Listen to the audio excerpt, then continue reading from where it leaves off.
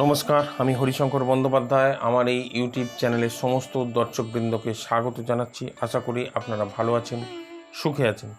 আজকে আমার আলোচনার বিষয় হলো শ্রীমদ্ ভগবদ্ গীতা পাঠ। তাহলে শুরু করা যাক। শ্রীমদ্ ভগবদ্ গীতা পাঠ, দ্বিতীয় অধ্যায়, সাংখ্যযোগ। নো জায়তে ম্রিয়তে বা কদাচিন নায়ং ভূত্বা ভবিতা বা নভূয় অজো নিত্য শাশ্বতয়ং পুরাণ ন হন্যতে হন্যমানে শরীরে। অনুবাদ: আত্মার কখনো জন্ম হয় না বা মৃত্যু হয় না, অথবা পুনঃ পুনঃ তার উৎপত্তি বা বৃদ্ধি হয় না। তিনি জন্মরহিত, শাশ্বত, নিত্য এবং পুরাতন হলেও চিরনবীন। শরীর নষ্ট হলেও আত্মা কখনো বিনষ্ট হয় না। তাৎপর্য বা অর্থ: গুণগতভাবে পরমাত্মা ও তার পরমাণু সদৃশ অংশ জীবাত্মার মধ্যে কোনো পার্থক্য নেই। জড়দেহের যেমন পরিবর্তন হয়, আত্মার তেমন কোনো পরিবর্তন হয় না। তাই আত্মাকে বলা হয় কূটস্থ, অর্থাৎ কোন কালে কোন অবস্থায় তার কোনো পরিবর্তন হয় না। জড়দেহে 6 রকমের পরিবর্তন দেখা যায়। মাতৃগর্ভে তার জন্ম হয়, তার বৃদ্ধি হয়, কিছুকালের জন্য স্থায়ী হয়, তা কিছু ফল প্রসব করে, ক্রমে ক্রমে তা ক্ষয়প্রাপ্ত হয় এবং অবশেষে তার বিনাশ হয়। আত্মার কিন্তু সেই রকম কোনো পরিবর্তন হয় না।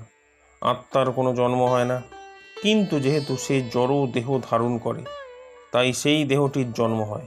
যার জন্ম হয় তার মৃত্যু অবধারিত, এটিই প্রকৃতির নিয়ম। তেমনি আবার যার জন্ম হয় না তার কখনো মৃত্যু হতে পারে না। আত্মার কখনো জন্ম হয় না, তাই তার মৃত্যুও হয় না। আর সেই জন্য তার অতীত, বর্তমান অথবা ভবিষ্যৎ বলে কিছু নেই। সে নিত্য, শাশ্বত ও পুরাতন।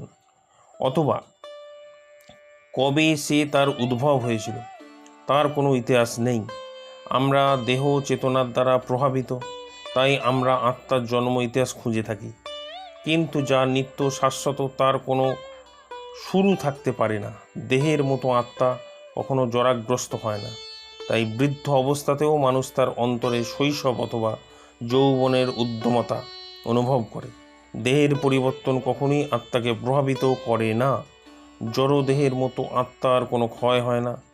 দেহের মাধ্যমে যেমন সন্তান সন্ততি উৎপন্ন হয়, আত্মা কখনো তেমনভাবে অন্য কোনো আত্মা উৎপাদন করে না।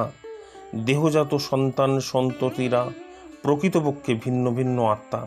স্ত্রী পুরুষের দেহের মিলনের ফলে আত্মা নতুন দেহ প্রাপ্ত হয় বলে সেই আত্মাকে কোনো বিশেষ স্ত্রী পুরুষের সন্তান বলে মনে হয়। আত্মার উপস্থিতির ফলে দেহের বৃদ্ধি হয়, কিন্তু আত্মার কখনো বৃদ্ধি বা কোনো রকম পরিবর্তন হয় না। এভাবেই আমরা উপলব্ধি করতে পারি দেহে যে রকম 6 রকম পরিবর্তন হয়, আত্মা তার দ্বারা প্রভাবিত হয় না। আজকের ভিডিওটি এখানেই শেষ হলো। আমার ভিডিওটি যদি আপনাদের বিন্দুমাত্র ভালো লেগে থাকে এবং কিছু উপকার হয়ে থাকে, তাহলে আমার এই চ্যানেলটিকে এখনই সাবস্ক্রাইব করে দেবেন এবং পাশে থাকা বেল আইকনটি অন করে দেবেন। তাহলে আবার দেখা হবে পরের ভিডিওতে। নমস্কার, ভালো থাকবেন।